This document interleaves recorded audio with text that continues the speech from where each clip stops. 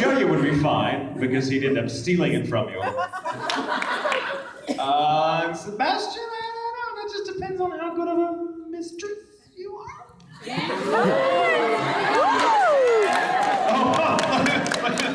Like Sebastian, like, bring it.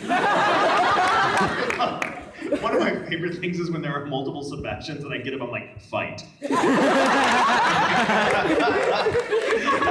You, darling, Scout Regiment. Can you give me a salute? Give me a salute. Stand up! Thank you. Sorry I yelled at you. It's just, we're all gonna die and I'm stressed. Yeah, that's why I got hired.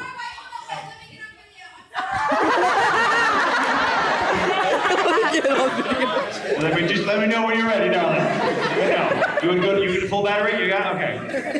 Is it which line? He has like 3. All right. Can you promise me not to shriek afterwards? You liars.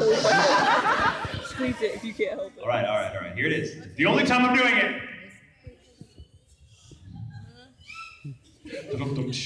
Well, after all, I'm simply one hell of a butler.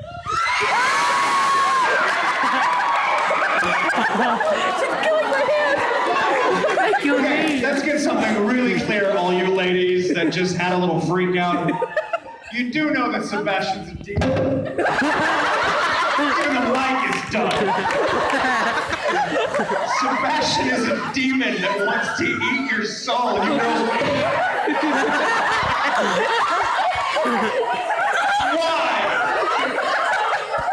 Okay. Everybody just calm down. Breathe. You're gonna be okay. You, this back there in the back room. Right? Shh. What do you think Sebastian goes through dealing with Grill? It's none of your business. I think, Sebastian is terribly British about it, so he never let him miss his feelings, but I ship Grell and Sebastian. Thank you for shipping those two. They're shipping that show, it's creepy. You with the exclamation point. You that's yelling at me with your sign.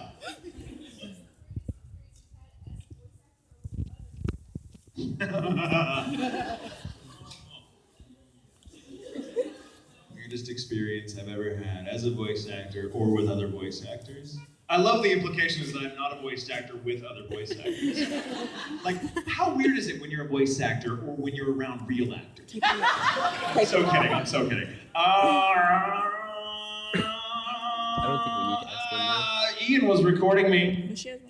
Yeah. Not that story. Not the microphone stand, because that was just another day for me. I was like, I'm dirty dancing with a microphone stand, because my director said, yeah, must be Thursday. But there was a time, like we hit, Black Ballad was recorded in multiple booths over the course of the 2 seasons. And one of them was like a whisper room, another one might be a large room with a glass wall type, different settings. And I love messing with Ian, because Ian is so much fun to mess with. And you bond with each other during the course of this show, because you spend so much time together in these little rooms, bringing these shows to life. You become family, and like family, you mess with each other. And Ian has this habit, and it's unique to him, where as animated and as vivacious as Ian is in everyday life, and he's one of the most animated people I've ever met in my life. I envy it, actually. His energy is boundless. When he is directing and in the chair, he is either standing up, looking at you and going, do this, and directing you the way like a proper stage director orchestrates you, which is really amazing.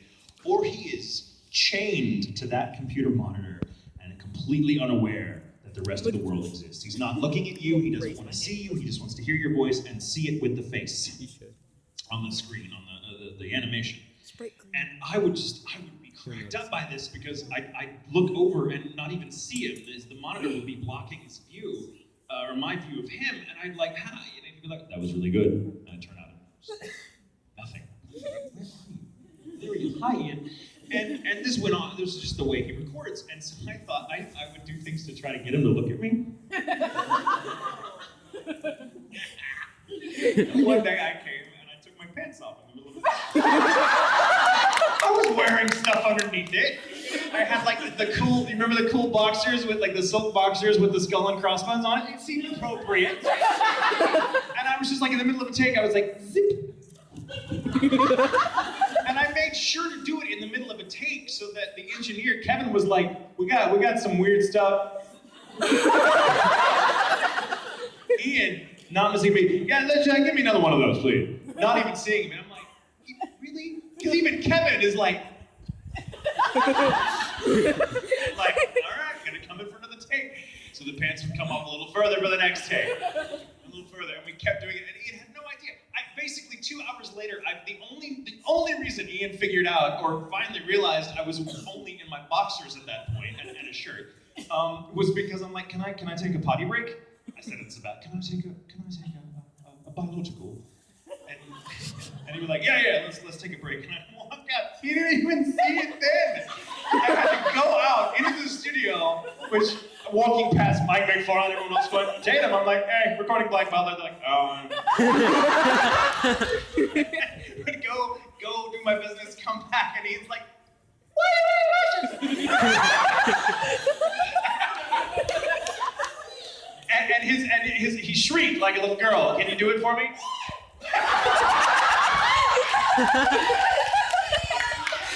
And so I'm like, thank you. Now I can put my pants back on. It's cold. You son of a...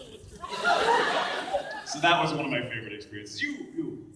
That was a fail. Shut up. So disappointed. I'm gonna just lay my hand up.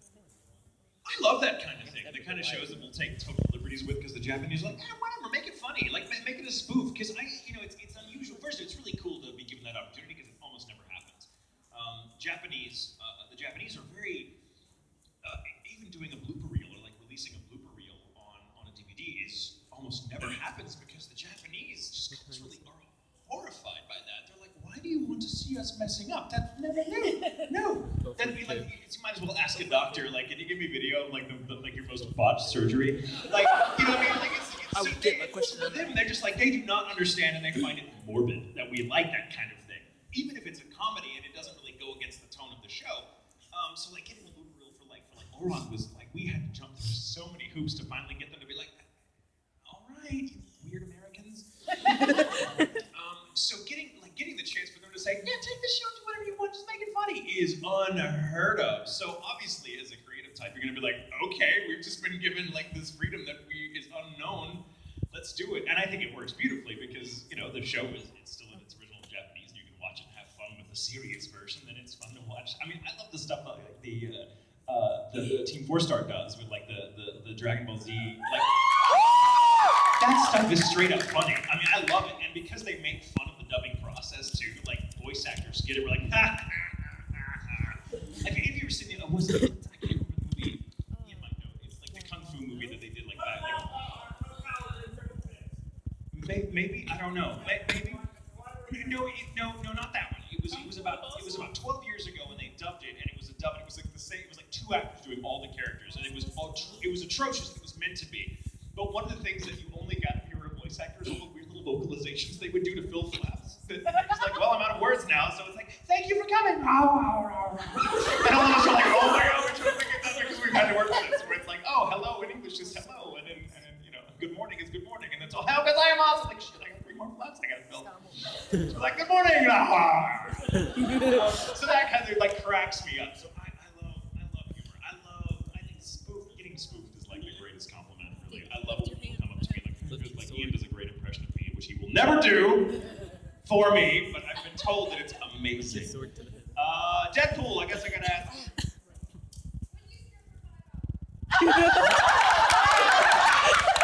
Not for 5. None of you have enough money. Julia wishes. Let's start a GoFundMe account and see how far it goes. We'll get back to you on that. You, darling, with the green sword thingy. Okay. What part of the book of circus or book of murder dubs are you anticipating the most? Oh, I just love the chance to get to be Sebastian again. So all of it. I love all of it. One day I'll be able to talk more in more detail about it, but right now I have to be very shh. There's some amazing things that happen when you get to be father. I'll go ahead and set up so much.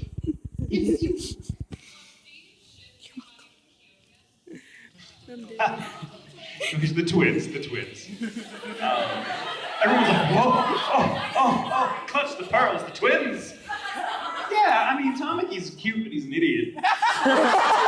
Let's face it, he's a moron. He's a lovable moron. He's very creative, but like he would drive Kyoya crazy. And Tamaki doesn't swing that way.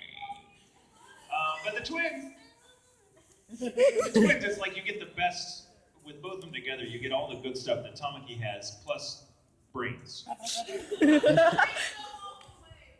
Yeah. You are too young to even know what that is. You there, yes. I'm surprised I got my answer.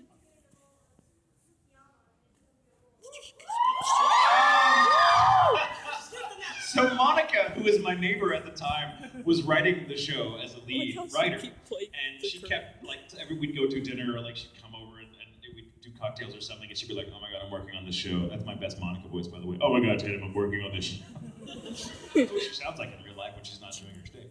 No, she was like, "I'm working on this show, and I swear to God, the Japanese are daring you to play him." Because I'm like, he speaks French, he's ultra flamboyant, he dresses like you, and I'm not kidding. There are several of his outfits, I'm like, I have that.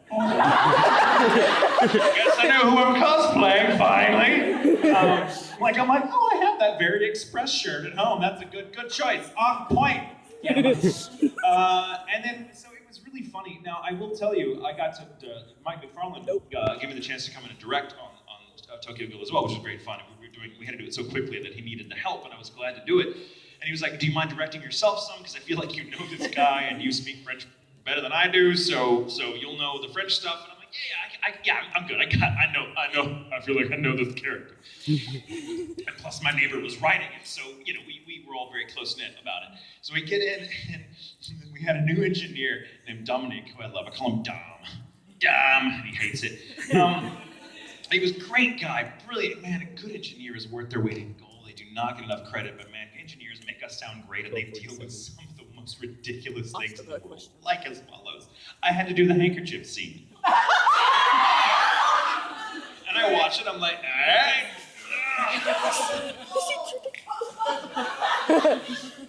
Dom? Yes, sir? Don't watch me. Just gonna get a couple of passes, like when I'm done, just go right to the top again, give me 3 or 4, and we'll cut and paste, choose what I like, whatever, but just do not watch me. You don't want to see what I have to do to make this work. Oh no, I can't. You are not old enough, nor do you have enough money. So I was doing these things in the booth, and when I was done with like the 3 passes I did on it to start, I look out and Dominique's eyes are locked on me going, "What the hell is wrong with you people?" And I'm like, "I told you not to look at me."